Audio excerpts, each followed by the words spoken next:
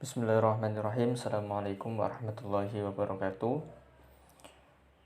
Di sini saya akan mereview materi mata kuliah studi hadis dari pertemuan 1 sampai pertemuan terakhir. Selanjutnya memasuki materi yang pertama, yaitu tentang ulumul hadis. Pengertian ulumul hadis. Ulumul hadis terdiri dari dua kata, yaitu ulum dan al-hadis. Kata ulum dalam bahasa Arab adalah bentuk jamak dari ilm, jadi berarti ilmu-ilmu. Sedangkan al-hadis di kalangan ulama al-hadis berarti segala sesuatu yang disandarkan kepada Nabi Muhammad SAW dari perbuatan, perkataan, takrir maupun sifat. Dengan demikian, gabungan kata ulumul hadis mengandung pengertian ilmu-ilmu yang membahas atau berkaitan dengan hadis Nabi Muhammad SAW. Kemudian ruang lingkup ulumul hadis. Hadis dapat diartikan sebagai perkataan, perbuatan, pernyataan, sifat, keadaan, himah, dan lain-lain yang didofatkan kepada Nabi Muhammad SAW. Salah satu ruang lingkup atau objek pembahasan hadis adalah al-ihwal hadis dalam cerita qauliyah, fi'liyah, ta'riyah, kauniyah, dan hamyah Nabi itu sendiri. Kemudian materi yang kedua yaitu tentang bentuk-bentuk hadis. Pengertian hadis, sunnah, asar, dan khobar. Yang pertama yaitu pengertian tentang hadis. Hadis adalah segala sesuatu yang bersumber dari Nabi SAW, baik ucapan, perbuatan, maupun ketetapan-ketetapan Allah yang disyariatkan kepada manusia. Kemudian pengertian sunnah. Sunnah diartikan sebagai sesuatu yang disandarkan kepada Nabi SAW, tetapi hanya yang berhubungan dengan hukum syarak, baik yang berupa perkataan, perbuatan, maupun ketetapannya. Yang ketiga yaitu khobar. Menurut muhaddisin, khobar adalah warta dari Nabi, sahabat, dan tabi'in. Oleh karena itu, hadis marfu', mauquf, dan maqtu' bisa dikatakan sebagai khobar. Dan yang terakhir yaitu tentang asar. Asar menurut bahasa sama artinya dengan khobar, hadis, dan sunnah. Sedangkan pengertiannya menurut istilah yaitu segala sesuatu yang berasal dari sahabat yang juga disandarkan kepada Nabi Muhammad SAW. Poin yang kedua tentang struktur hadis berupa sanad, matan, perawi, dan mukharij. Yang pertama, sanad ialah rantai penutur atau perawi. Sanad terdiri atas seluruh penutur mulai dari orang yang mencatat hadis tersebut dalam bukunya hingga mencapai Rasulullah SAW. Kemudian matan. Matan adalah redaksi atau kalam yang berada pada ujung sanad. Kemudian mukharijul hadis ialah orang yang menyebutkan perawi hadis. Kemudian materi yang selanjutnya yaitu tentang kehujahan hadis. Pengertian. Kehujahan hadis atau hujjah hadis adalah keadaan hadis yang wajib dijadikan kehujatan dasar hukum al-dalil al-syar'i selain Al-Quran yang dibuktikan dengan dalil-dalil syariah. Fungsinya sendiri dari hadis terhadap Al-Quran. Yang pertama yaitu sebagai bayan at-takrir atau memperjelas isi Al-Quran. Kemudian yang kedua yaitu bayan at-tafsir atau fungsi hadis terhadap Al-Quran yang berarti memberikan tafsir atau perincian terhadap isi Al-Quran yang masih bersifat umum atau majmal.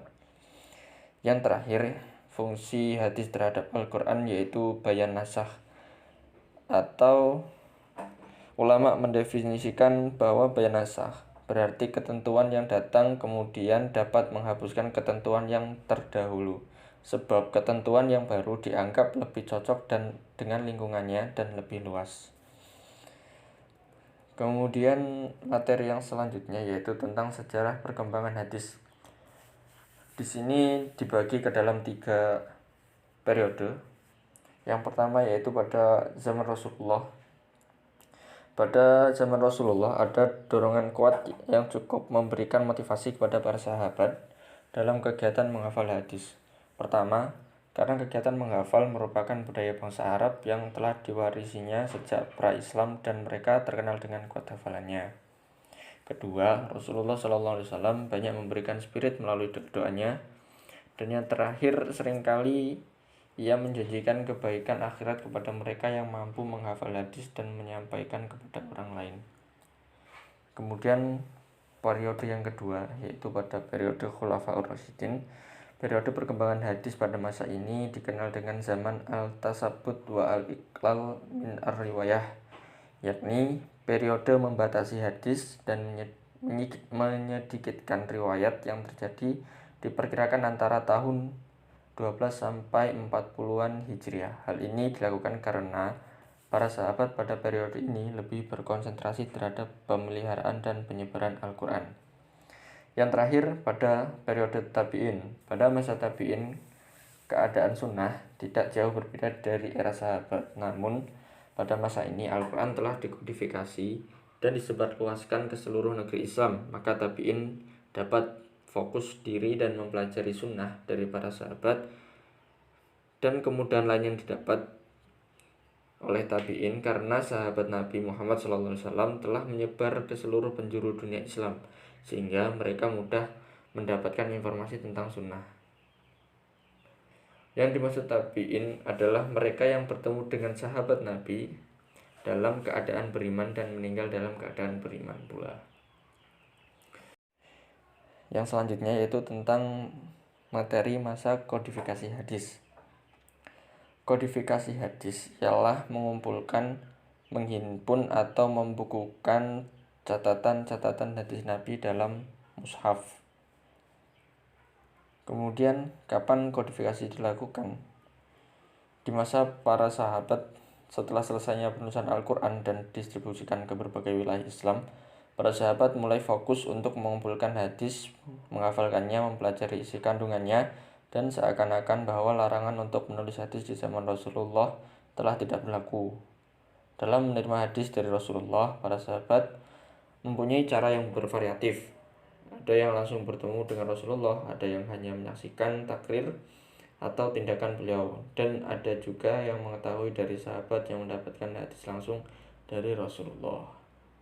Kemudian untuk menjaga keorisinalan hadis tersebut, para sahabat berpegangan pada hafalannya yang tinggi. Alasannya karena minimnya kemahiran dan menulis dari para sahabat. Poin selanjutnya yaitu tokoh-tokoh.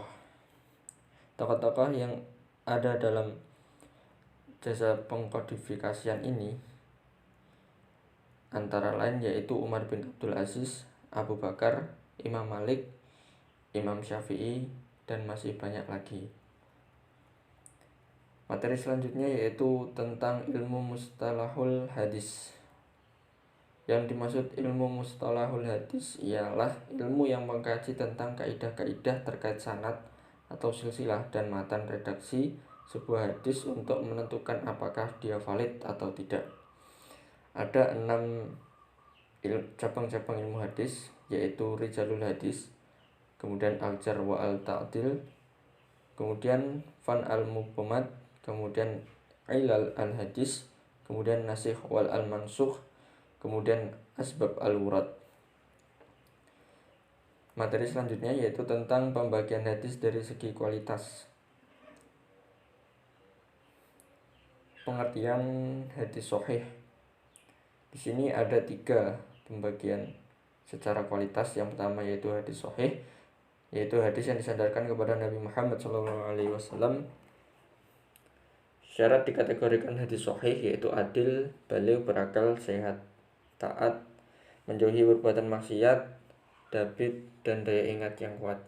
Kemudian hadis hasan menurut Tirmidzi, hadis hasan yaitu tiap-tiap hadis yang pada sanadnya tidak terdapat perawi yang tertuduh dusta dan tidak ada kejanggalan. Kemudian yang ketiga yaitu hadis dhaif.